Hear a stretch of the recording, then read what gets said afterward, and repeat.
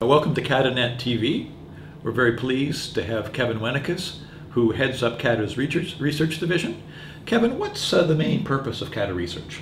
Well, our main purpose is the same as that of CATA, as it's always been, and it's to create better business opportunities for our members.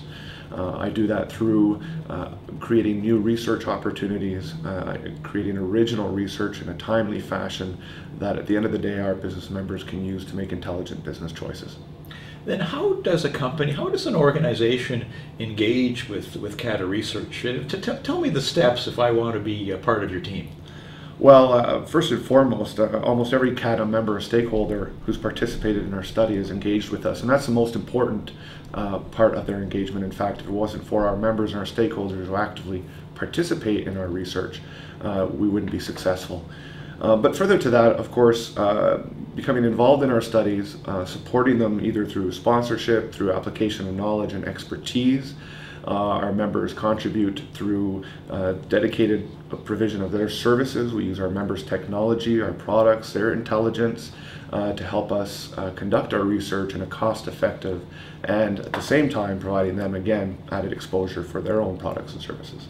Can you give us a few examples of some recent projects? Because I think if people are aware of the different companies and what they've done, they may get some ideas. So what are some examples of some recent research projects? Well, we're just about to launch a study with the Canadian Aboriginal Minority Supplier Council.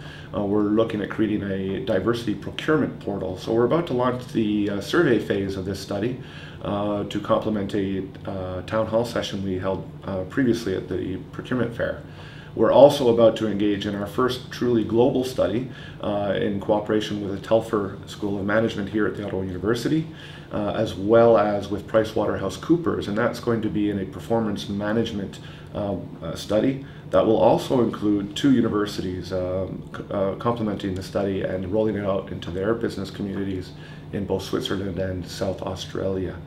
Other studies that we've recently conducted and which we continue to build on was one we completed with the Canadian Police Research Centre in cooperation with TELUS. We looked at, and it's the first global study we understand of its kind, how first responders are using information and communication technologies in the course of their regular business and how it impacts on their emergency preparedness. So some very comprehensive and hard-hitting studies. Our partners have included Industry Canada. We're very, very good at building private-public partnerships and creating that bridge that allows these organizations to come together and address a common challenge.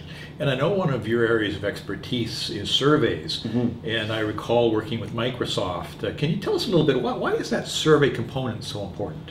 Well, reaching out to our constituents and getting individual input through online means is obviously one of the most powerful tools we have. It allows us to reach a very wide audience. It relays through the issuing of the survey itself even.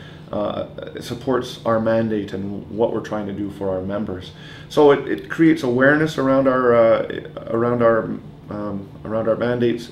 It allows us to reach out to our members and gets very wide, concentrated input on the issue at hand.